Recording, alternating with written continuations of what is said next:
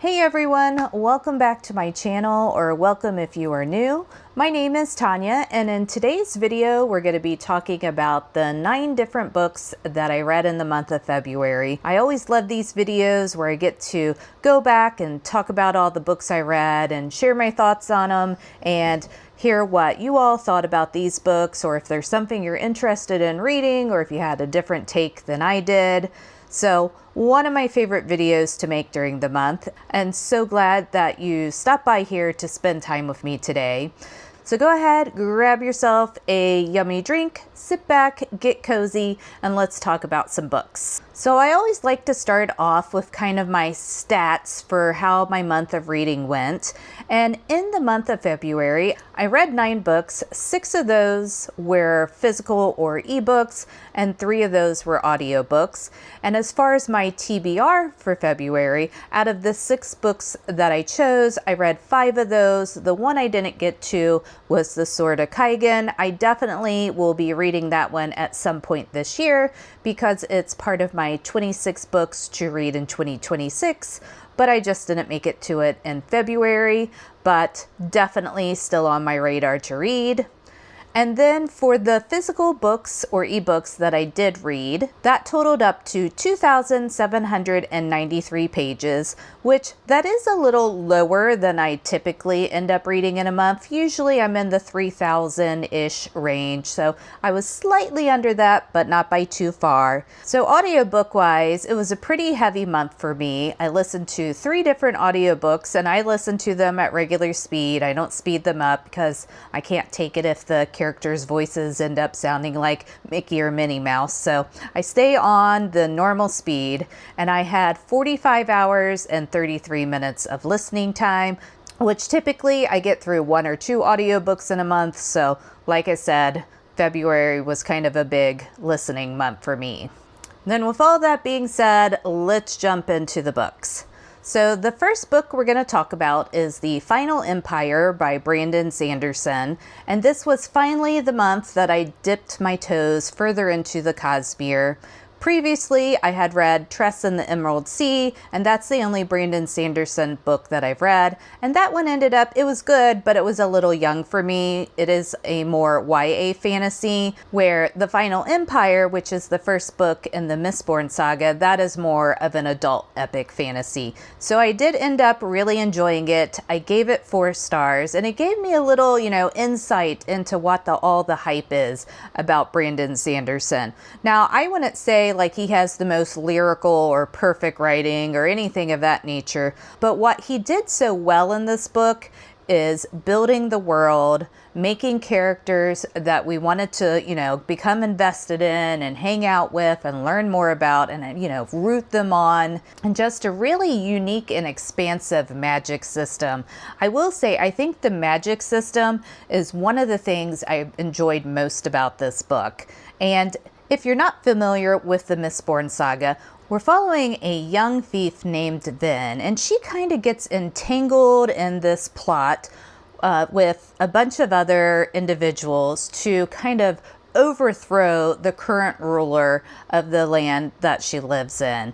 And Vin is only 16 years old at the time. She's been kind of on the streets or working with different gangs most of her life. And the way she's been able to survive is she's always had this luck about her. And, she wasn't sure how this luck worked or why she had it, but it kind of helped make her valuable to the gang that she was in and helped get her out of situations where maybe she would have ended up getting harmed in some way or, had something bad happen to her. This luck has kind of kept her safe in a sense. And she finds out that her luck isn't really luck. It's magic. And in this world, magic is through metals. So there's 10 different metals that you can kind of pull magic from, and some people have one of those metals that they can use, and those people are called mistlings. And if you can use 2 or more of the metals, then you're called a Mistborn. And then ends up finding out that she is indeed a Mistborn. And when she links up with this crew of individuals to kind of, try to do this rebellion and overthrow the current ruler, because he's an ass. The leader of the group that she's in, his name is Kelsier, and he is also a Mistborn. So he kind of takes Vin under his wing, starts training her, getting her, more familiar with how to use this magic. And also, Vin, in exchange for this, is going to use her powers to help them, along with becoming a spy and infiltrating herself into noble society, because they need to get in with the nobles, to figure out what's going on and to make this rebellion actually work. So that's kind of the gist of the story. Things ensue, of course, from there, but I don't want to give too much away. What I will say is what made the magic system really interesting is with these 10 metals, they worked in pairs almost. So there was always an emotional metal and a physical metal that kind of worked and pushed and pulled together. So they kind of complemented each other, I guess you would say. And one of the things that made you better about this magic system was understanding that push and pull of the metals and how the emotional elements and the physical elements worked and how you could kind of use those together. And I just really enjoyed that aspect of the story. I will say one of the things I didn't like about it is it did start off a little slow, just pacing wise, but we were building a new world, which that's pretty typical for the first book in an epic fantasy. And the other thing that kind of took away a little bit for me is we were very centered all in this one city. There was only a couple of chapters that happened outside of the city, and I'm hoping as the series continues that we get to see a broader view of the world, because there's so many details that were given about how this world works and the different people that were in it that I really hope we get to see more of that in the coming books. But overall, first adventure into Brandon Sanderson's adult fantasy, I will say, was a success, and I would recommend this book to anyone who does like an epic fantasy. Then next up, we have The Empire of Flame and Thorns by Marianne Blackwood, and this is the first book by Marianne Blackwood that I had read. I ended up giving this one 3.75 stars. What I will say about this one is it's not going to be for everyone. If you're someone who likes trials and banter back and forth in between the male and female main characters, and just, kind of that sexual tension, along with a book that is basically just a silly good time for the most part. Of course, there are parts of it that are supposed to be more serious, but my feelings on the book overall was, as I said, it was a silly good time. So we're following Selena in this book, and she is one of the Seelie Fae. And the Seelie Fae, for hundreds and hundreds of years, have been trapped by the dragon shifters of the land in a forest of thorns. The whole court is surrounded by these thorny trees that you can't break through, and people of the Seelie court are just stuck there. And the dragon shifters do not treat the Fae very well. They very much have their thumbs on top of them, pressing them down every day. They don't have enough food to eat. They don't have enough water to drink. And they're never allowed to leave the city. They're basically stuck there for life unless they enter this trial called the Atonement Trials. And these trials are set up as kind of a way for some of the Fae to take responsibility for the horrible way that the dragon shifters say that the Fae treated their ancestors. According to the dragon shifters, the Fae tried to take their magic away. They rode them as kind of beasts of burden and took advantage of them. And then one day the dragon shifters rose up, conquered them, and then the Seelie Fae have been trapped in this forest of thorns ever since. And our female main character, Selena, she decides that she's going to enter these atonement trials, which only happen every 150 years, because the winner gets to leave the city. And she feels like if she's able to win the trials, then she can do something to maybe help her people rebel over the dragon shifters. She's already in the rebellion, but she's never felt like she's actually contributed anything. And she feels like this is her chance to make something of herself, make a difference for her people. So she enters these trials. And I will say the trials themselves are very unique. but kind of where the book fell off a little bit and became more surface level is the magic system. It's very general. It's not clearly defined what the rules are. People do have all different forms of magic, but there doesn't seem to be any sort of structure or limitations on how far their magic could go. I feel like if we dove into that a little bit more, maybe made some restrictions, it would have made the stakes feel higher in the book than they did feel. And our male main character in this book is Draven Riot, and he is the general of the Dragon Shifter army. He is a dragon shifter. And I really did like him as a character. He was dark, brooding, had a hidden good heart. But, him and Selena's relationship escalated really quickly. So if you're someone who's more of a slow burn kind of girly, this probably is not the book for you. There is some spice in it. I wouldn't say there's a ton of spice, but definitely spicy. And, the relationship doesn't develop very much before the spice starts happening. So like I said, if you're looking for a silly good time and an easy read, definitely pick this up. If you're looking for something where the romance develops more, you'll probably want to skip this one. Like I said, there wasn't a lot of development or getting to know each other before things escalated. So if that's not your jam, then like I said, maybe skip this one. But otherwise, it was a fun, good time. I may or may not continue the series. I haven't decided yet, but overall, a fun read. Then next up, I read Deathbringer by Sonia Pellegrini.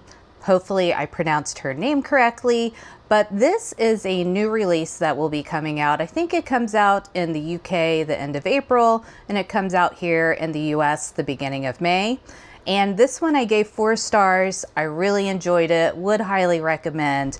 This one is perfect if you're someone who likes the dark academia kind of gothic scene, along with like a little murder mystery element. I would say if you're someone who enjoyed the Belladonna series, that you would enjoy this book as well. And this is going to be a series. There's no way it couldn't be with the way that the book ended. So definitely we'll be reading the second book when it comes out. So this book is set in our world, but it's set in our world as if we had mages. And mages, if you are one, it's looked at as something that's very prestigious. Your family kind of feels like they get a lot of honor if they have a mage in the family. So in this book, we're following a young woman named Viola. And Viola has magic, but she's always hidden the fact that she has magic because her father was killed for the magic that he had. And since then, since her father's death, she's hated magic, hasn't wanted anything to do with it. So how the magic typically works in this world is your parent or, whatever relative has the magic, when they die, their magic passes on to someone else. And when Viola and her sister were younger, her father, as I had mentioned, was killed and his magic passed on to Viola, but she didn't let anyone know that it had passed on to her. Her sister Olivia knew how much that she hated magic and didn't want anything to do with it. So Olivia just announced one day that she was the one who inherited the magic and ended up going off to this academy to learn how to use it.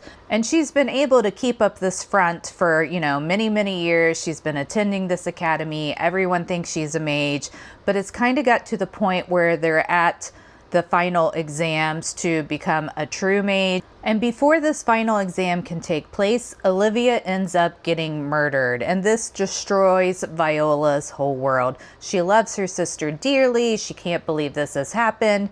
So she ends up going off to this academy to try to find out what happened to her sister. And how the mages are kind of broken up at this academy is they're broken up into different houses. There's the House of Death, who do death magic. There's the House of Poison, who, as the name states, does poison. And then everyone else is kind of lumped into the House of the Arcane. And a lot of this magic is centered around using relics. And these relics you usually inherit from whatever relative you got your magic from. And they kind of enhance your magical skills. And if you're in the house of poison, your relic is actually an asper, which is a poisonous snake, which I thought that was pretty cool. Made me want to have a snake, even though I don't like snakes.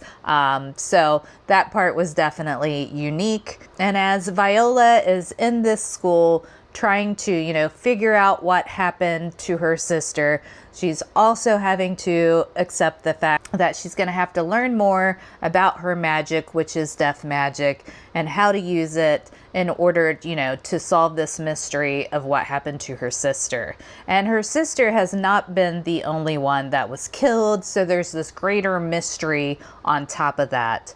Now, the love interest in this book, his name is Silas, and this is a enemies to lovers trope, and he is in the House of Poison, and traditionally, the House of Poison and the House of Death, they don't get along. I thought this book was really unique as far as the magic system. I love the dark academia and those gothic vibes. Those are some of my favorite kind of fantasy books, as when it has that little edge of darkness to it. And overall, just really enjoyed it. The ending, as I said, was a huge cliffhanger. It wasn't what I expected to happen in any way, shape, or form.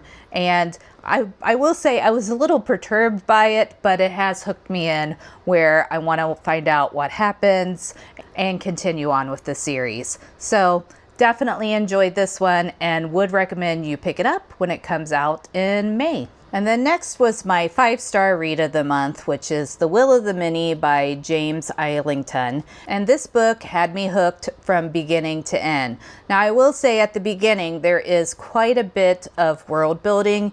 You have to get to around page 200 before you get to the meat of the story.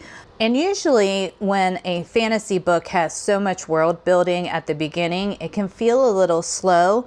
But I will say I didn't even mind it in this book. The way James Islington handled the world building and introduced us to our main character, Vis, kind of made up for some of that lack of action at the beginning of the book. And if you're not familiar with this book and what it's about, we're following Vis, who is an exiled prince. The land that he is currently living in, which is called the Hierarchy, conquered Vis's land, killed all of his family, and now he's the only one left. And he's been hiding out in this city, trying to figure out what he's going to do next, how he's going to continue to stay under the radar, and make sure that no one finds out that he is this exiled prince. And the magic system in this book, I felt like was really creative on James Islington's part. It's essentially a pyramid scheme like you would hear about with an MLM. If you're at the bottom of the pyramid, then everyone at the top is taking your power, or what they call your will in this book, and using that, for their own benefit. And if you are at the bottom, which is called an octavus, then, you're tired all the time. You kind of age quicker because essentially some of your essence or your power, life force, is always funneling up to these other people. And this has decided that he is never going to contribute to this system. And that's one of the other reasons that he's kind of stayed hidden and out of the public eye, because he does not want to give any of his will or his power to the people that had killed his family. And kind of where the meat of the story takes place, which, as I said, you don't get to till around 200 pages into the book, is Vis ends up getting adopted by this powerful family, and they send him off to the academy that trains kind of the higher born magic users. And this family adopted him because they want him to investigate something for them.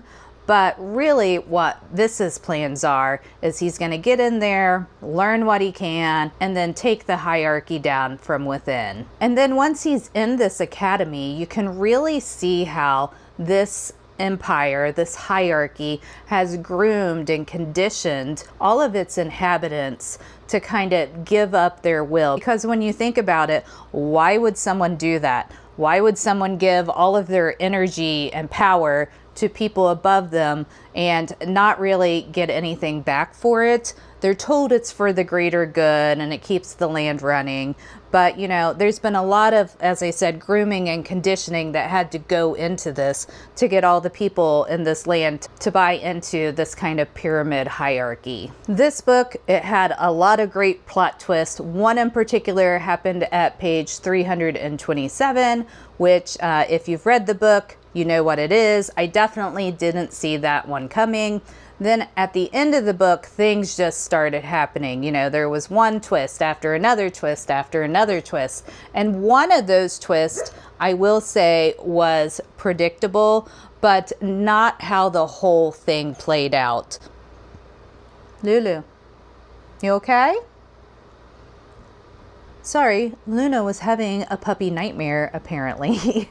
So I felt the need to wake her up. It was just a chaotic cluster of activity, and I loved every minute of it. So definitely will be reading the second book. I have it on my TBR for March, so hoping that I actually get to it. But if I don't get to it in March, I'll definitely get to it in April. This has become a new favorite fantasy for me, so can't wait to continue the series. So the next book that I read was Hemlock and Silver by T. Kingfisher. And overall, I enjoyed this book. It wasn't my favorite. I thought it was good, but there was a couple of things that I didn't really enjoy about it. So overall, I gave this a 3.5 stars. And here's kind of how I got to that rating. So the story itself is a Snow White retelling, and I did really enjoy the twist on that Snow White story that T. Kingfisher did. It wasn't, your run-of-the-mill Snow White, same as any other Snow White story. In this book, we're following a healer named Anja, and she's not your run-of-the-mill healer. She is actually a poison expert, and she specializes in poison antidotes. And because of this special skill she has, the king ends up coming to her and asking for her help because he believes his daughter Snow is being poisoned. So Anja ends up going with the king to see if she can figure out what exactly is happening to Snow and if there's any way to treat it. And then the story continues to unfold from there.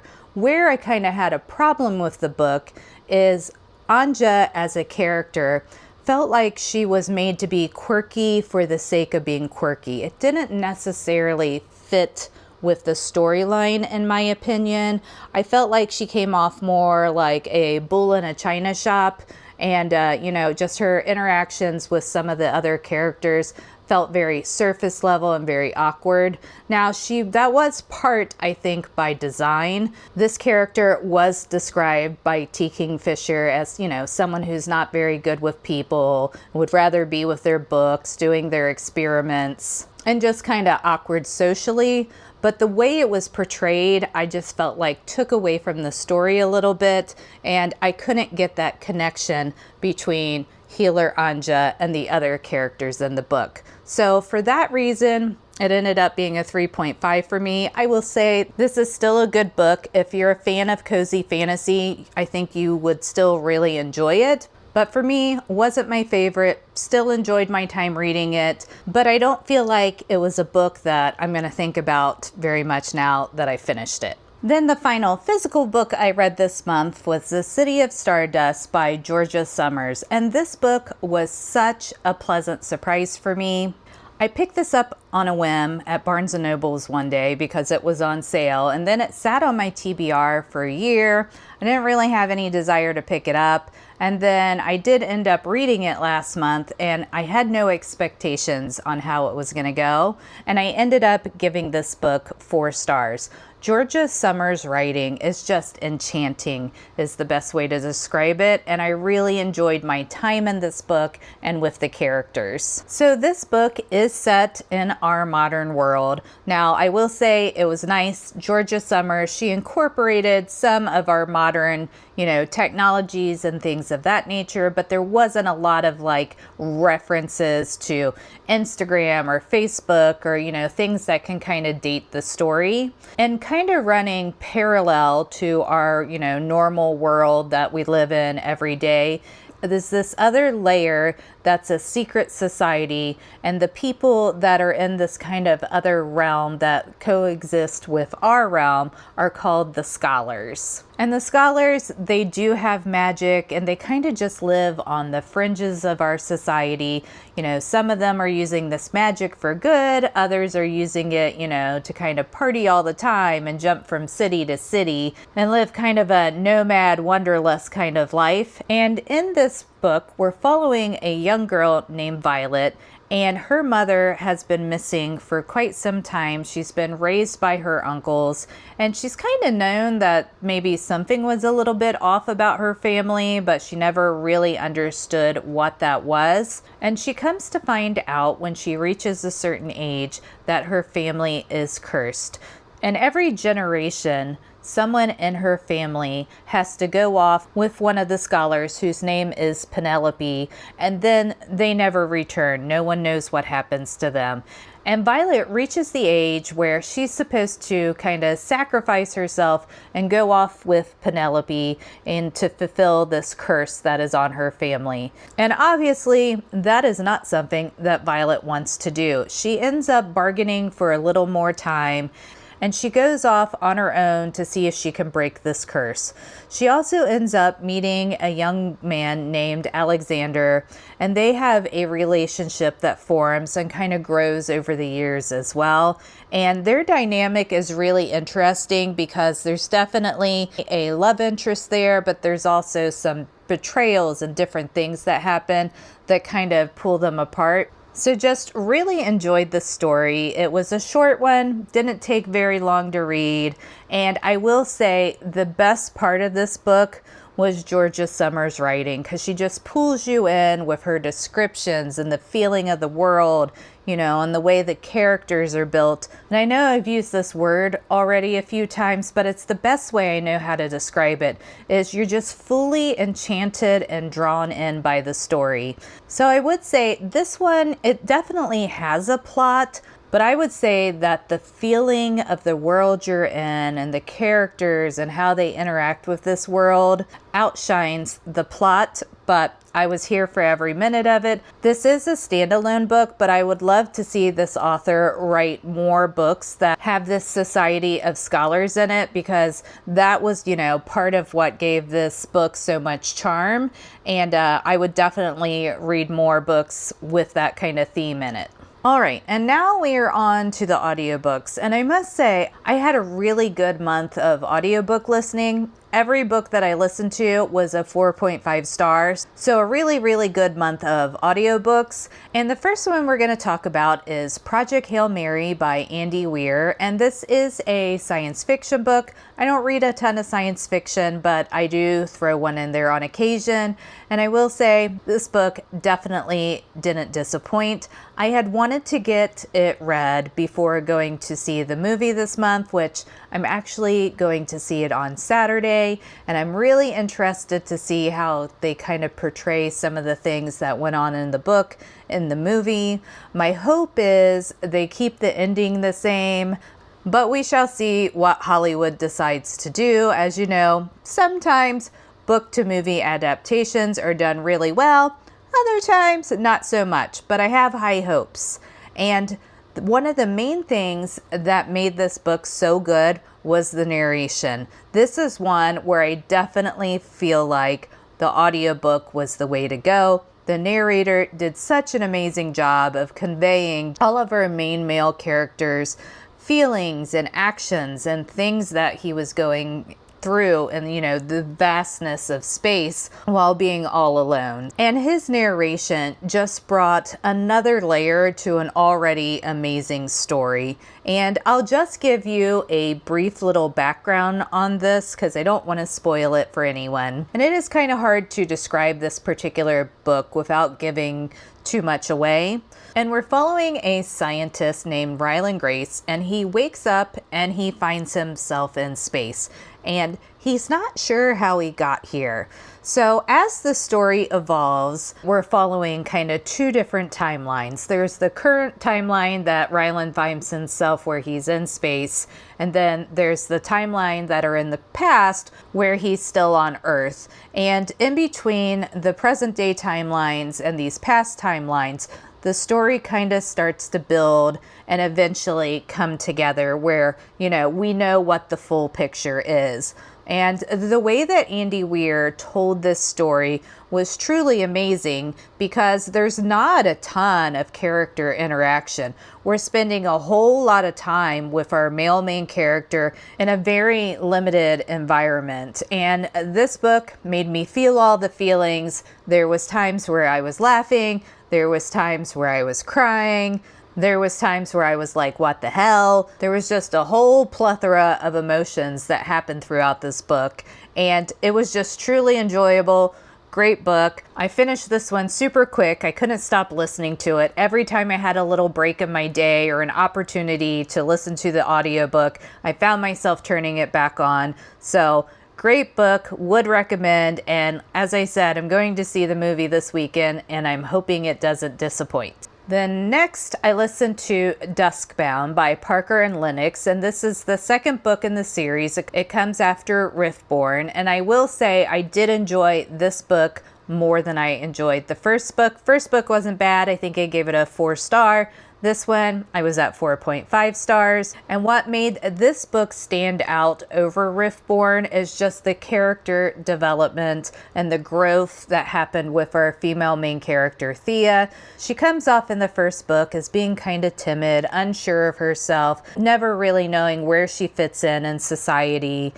She starts to come more into her own in Riftborn, but, she's still kind of not there. She's still unsure of herself. She's still unsure of these powers that she has and what she can do with them and how they shape her as a person. And then in Duskbound, she just grows and grows and grows, and we learn so much more about the land's history, about her history, and if you're familiar with the series, I am definitely Team Aether over Lorik. Aether was such a great character and such a badass with a gentle heart. Like, how could you not love him? But can't wait for the third book in the series to come out. I believe it got picked up for traditional publishing, so I'm not quite sure when the third installment will come out. I've heard later this year.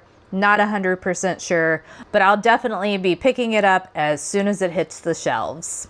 Then lastly, we have To Cage a Wild Bird by Brooke Fast. This one's a dystopian romantasy, and I also gave it 4.5 stars. Really enjoyed it. Thought the setting was not your run-of-the-mill, typical kind of dystopian setting. And this one, the main part of the story takes place in a prison. And in this dystopian society, there is, the usual struggle of kind of your lower class, working class people with the more upper class, have more money members of society. And if you're in that kind of lower class group of people, your life is not very good. There's not a lot of food to be found. All of your medical and housing resources are really limited, and it's just not a great existence. A lot of the time, people turn to stealing as a way to survive. And if you get caught committing a crime 3 times, it's 3 strikes and you're out, and then you get sent off to this prison.